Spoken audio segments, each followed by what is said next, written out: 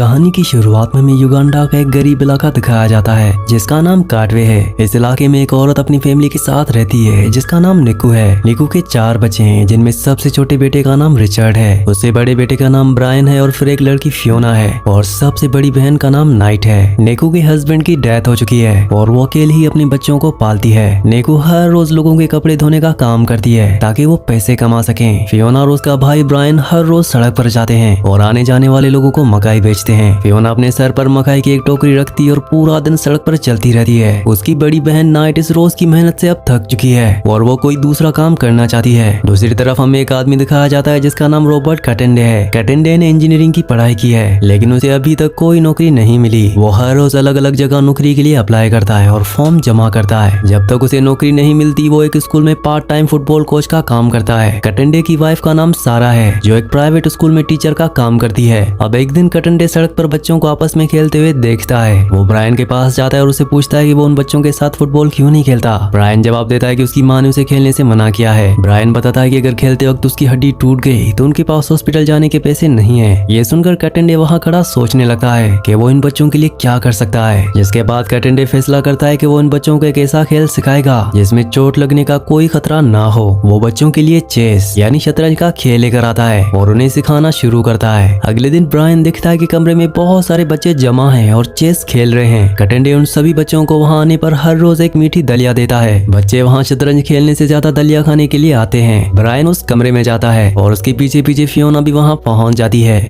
Fiona कमरे के अंदर दाखिल होती है और एक कोने में खड़ी हो जाती है। एक बच्ची फियोना के पास आती है और उसे दलिया का एक कप पकड़ा देती है। फियोना जल्दी जल्दी उस दलिया को खाने लगती है क्योंकि उसने सुबह से कुछ नहीं खाया होता। लेकिन वहाँ बैठे कुछ बच्चे फियोना के कपड़ों को देखकर उस पर हंसने लगते हैं। वो बच्चे कहते हैं कि फियोना के पास ये अजीब सी बदबू आ रही है। फियोना को ये बात बुरी लगती है और वो वहाँ से बाहर निकल जाती है। लेकिन अगले दिन फियोना नहाकर और ठीक से तैयार होकर वहाँ वापस आती है। कटेंडे फियोना को वहाँ आने देता है और उसे शतरंज का बोर्ड दिखाता है। कटेंडे बच्चों को सिखाता है कि शतरंज के बोर्ड पर 64 खाने होते हैं। वो सिखाता है कि बोर्ड पर हर मोहरे के लिए एक सेफ सिक्योर होता है जहां उसे दुश्मन नहीं मार सकता। कटेंडे बच्चों को सिखाता है कि शतरंज का सबसे छोटा मोहरा पॉन होता है। वो बताता है कि अगर पॉन बोर्ड के आखिरी खाने तक पहुंच जाए तो वो क्वीन बन सकता है। फियोना इस बात को ध्यान से सुनती है और चेस को ठीक से समझने लगती है। फियोना शतरंज खेलना शुरू करती है और उसकी चालें बाकी बच्चों से ज्यादा तेज होती हैं। कुछ ही महीनों में फियोना बड़े लड़कों को भी शतरंज में आसानी से हरा देती है। कटेंडे देखता है कि फियोना चेस में बहुत आगे निकल चुकी है। कटेंडे शहर के किंग्स कॉलेज में जाता है ताकि अपने बच्चों को फादर ग्राइम्स चेस टूर्नामेंट में खिला सके। वो कॉलेज के ऑफिसर्स से मिलता है और अपने बच्चों का नाम टूर्नामेंट में लिखने को कहता है। लेकिन वहाँ के ऑफिसर्स कटेंडे की बात पर हंसते हैं और उसे मना कर देते हैं। वो कहते हैं कि उसके बच्चे आम इलाके से आते हैं और वो कॉलेज के बच्चों के साथ नहीं खेल सकते। साथ ही वो कटेंडे को बताते हैं कि टूर्नामेंट खेलने की फीस 4000 शेलिंग्स है। कटेंडे वहाँ से बाहर आता है और पैसे जमा करने का रास्ता ढूंढता है। वो सालों बाद दोबारा फुटबॉल का एक जूता पहनता है और एक लोकल मैच खेलने मैदान में उतरता है। कटेंडे उस मैच को जीतने में अपनी पूरी ताकत लगा देता है और आखिरकार कटेंडे वो मैच जीत जाता है और उसे इनाम के तौर पर पैसे मिलते हैं। कटेंडे उन पैसों से अपने बच्चों के टूर्नामेंट फी जमा करवा देता है। दूसरी तरफ गांव की कुछ औरतें नक्कू के पास आती हैं और उसे बच्चों के बारे में बताती हैं। वो औरतें कहती हैं कि कोच तुम्हारे बच्चों को खाना देता है और उनसे कोई जुआ खिलाता है। ये सुनकर नक्कू को गुस्सा आ जाता है और तेजी से कटेंडे की क्लास की तरफ जाती है। नक्कू क्लास के अंदर जाती है और फियोना और ब्रायन को वहाँ से चलने को कहती है। वो उनका हाथ पकड़कर उन्हें बाहर खींचती है। कटेंडे उसे रोकने की कोशिश करता है पर नक्कू किसी की नहीं सुनती और बच्चों को घर ले जाती है। अब अगले दिन चेस टूर्नामेंट होता है और कटेंडे जानता है कि फियोना के बिना वो नहीं जीत सकते। रात के वक्त कटेंडे नक्कू के घर जाता है और उससे बात करता है। कटेंडे नक्कू से कहता है कि फियोना चेस में बहुत अच्छी खिलाड़ी है। वो नक्कू से वादा करता है कि अगर फियोना टूर्नामेंट में खेलेगी तो वो उसे एक अच्छी स्कूल में पढ़ाएगा। स्कूल का नाम सुनकर नक्कू मान जाती है और बच्चों को जाने की इजाजत दे देती है। अगले दिन कटेंडे बच्चों की टीम को लेकर किंग्स कॉलेज में पहुंच जाता है। बच्चे कॉलेज की बिल्डिंग देखते हैं और आगे बढ़कर हॉल के अंदर जाते हैं। वहाँ कॉलेज के बच्चे इन्हें देखते हैं और आपस में बात करके इन पे हंसते हैं। रात के वक्त जब कटेंडे बच्चों के कमरे में जाता है तो देखता है कि सारे बच्चे जमीन पर सो रहे हैं। उन बच्चों ने बिस्तर इस्तेमाल नहीं किया क्योंकि उन्हें जमीन पर सोने की आदत होती है।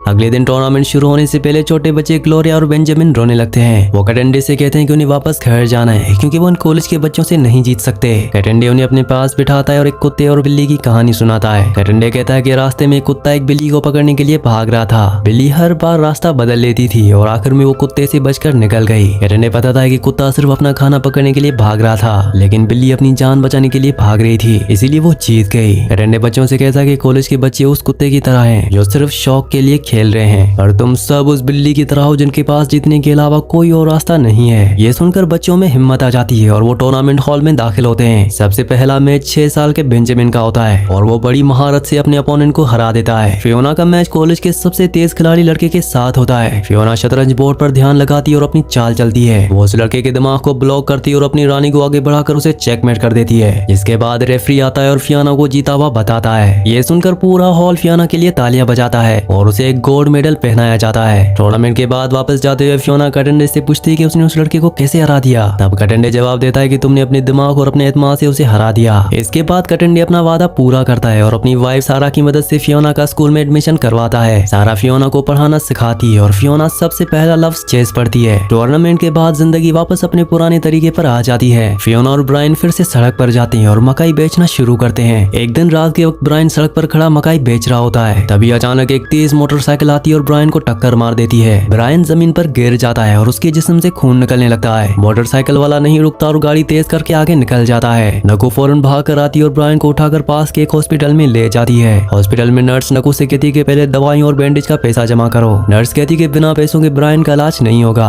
पर नकू के पास पैसे नहीं होते। वो वापस अपने घर जाती है। वो घर में रखी हुई अपनी बेडशीट को उठाती है और उसे बेचकर पैसे जमा करती है। नकू वापस हॉस्पिटल आती है और पैसे जमा करके ब्रायन का इलाज करवाती है। अगले दिन जब नकू और उसके बच्चे घर वापस आते हैं तो उनका सारा सामान सड़क पर पड़ा होता है। दरअसल मकान मालिक ने पिछले महीनों का किराया न मिलने पर उनका सामान घर से बाहर निकाल दिया होता है। नकू की पूरी फैमिली बेघर हो जाती है और वो अपना सारा सामान उठाकर चलना शुरू करते हैं। वो लोग कटंडे की क्लास के बाहर सड़क पर आते हैं और वहीं जमीन पर सो जाते हैं। अगली सुबह कटंडे आता है और उन्हें सड़क पर सोता हुआ देखता है। कटंडे उनके लिए खाना लेकर आता है और उनकी मदद करता है, लेकिन फियोना इन सब परेशानियों की वजह से चुप रहने लगती है।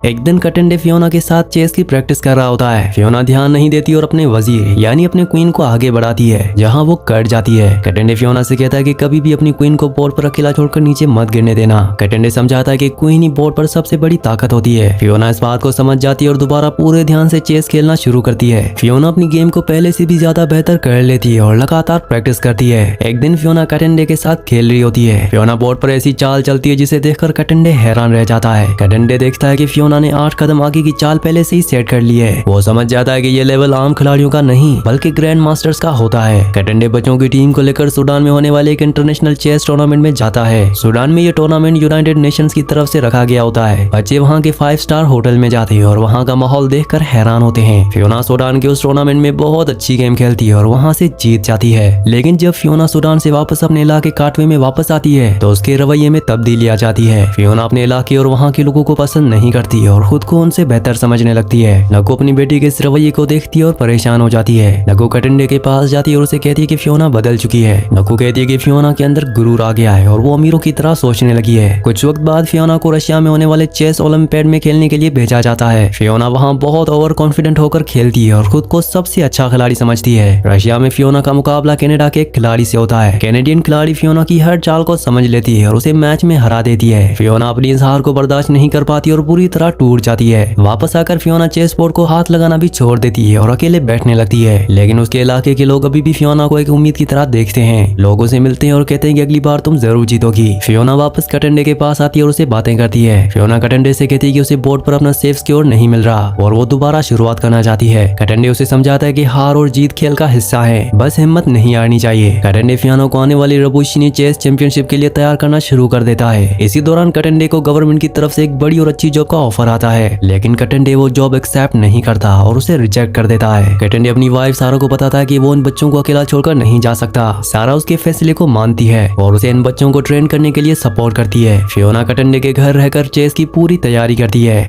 एक दिन फियोना कटेंडे से पूछती कि हारने के बाद उसे डर क्यों लगता है। तब कटेंडे उसे अपने बचपन के बारे में बताना शुरू करता है। कटेंडे कहता है कि उसकी माँ उसे बचपन में अकेला छोड़कर चली गई थी। फिर 6 साल बाद उसकी माँ वापस आई, लेकिन 2 साल बाद ही उसकी डेथ हो गई। कटेंडे कहता है कि उसने अपनी माँ को 2 बार खोया है और वो अपनी माँ के लिए कुछ भी दे सकता है। कटेंडे फियोना से कहता है कि तुम्हारे पास तुम्हारी माँ है जो तुम्हारी हिफाजत के लिए मेहनत करती है। ये सुनकर फियोना को अपनी माँ की याद आती है और उसे एहसास होता है। फियोना भागकर वहाँ जाती है जहाँ नक्कू सड़क पर मकई बेच रही होती है। फियोना नक्कू के पास पहुँचती है और उसे जोर से गले लगा लेती है। नकू कटंडे को देखती है और उसके बच्चों का ध्यान रखने के लिए उसे शुक्रिया कहती है। कुछ वक्त बाद दुर्भाषनी चेस चैंपियनशिप का दिन आ जाता है। फियोना मैच खेलने के लिए खिलाड़ी के सामने बैठती है और पूरे ध्यान से बोर्ड को देखती है। फियोना एक के बाद एक चाल चलती है और डर को पीछे छोड़ देती है। आखिरी चाल में फियोना अपोनेंट को चेकमेट कर देती है और मैच जीत जाती है। रेफरी आकर फियोना को विनर डिक्लेयर करता है और पूरा हॉल तालियों से गूंज उठता है। नकू और कटंडे आगे बढ़ते हैं और फियोना को गले से लगा लेते हैं। इस टूर्नामेंट के बाद फियोना और कटंडे की लाइफ में तब्दीली आती है और उन्हें पैसे मिलते हैं। फियोना एक साल बाद अपनी माँ के लिए एक नया और बड़ा घर खरीदती है। फियोना नकू को उस घर की चाबियां देती है और उसे नए घर में लेकर जाती है। सन 2016 में फियोना ने अपनी ग्रेजुएशन पूरी की और यूनिवर्सिटी में पढ़ने चली गई। फियोना ने दुनिया में वुमेन कैंडिडेट मास्टर का खिताब हासिल किया और अपना नाम बनाया। रॉबर्ट कटंडे ने युगांडा में 300 से ज्यादा बच्चों को चेस सिखाने के प्रोग्राम शुरू किए। कटंडे वहाँ की स्पोर्ट्स बॉडी का डायरेक्टर बन गया और बच्चों को आगे लाने का काम करता रहा। तो ये थी पूरी कहानी क्वीन ऑफ काटवे की। मैं उम्मीद करता हूँ कि ये वीडियो आपको पसंद आई होगी। अगर ये वीडियो आपको पसंद आई हो तो वीडियो को लाइक और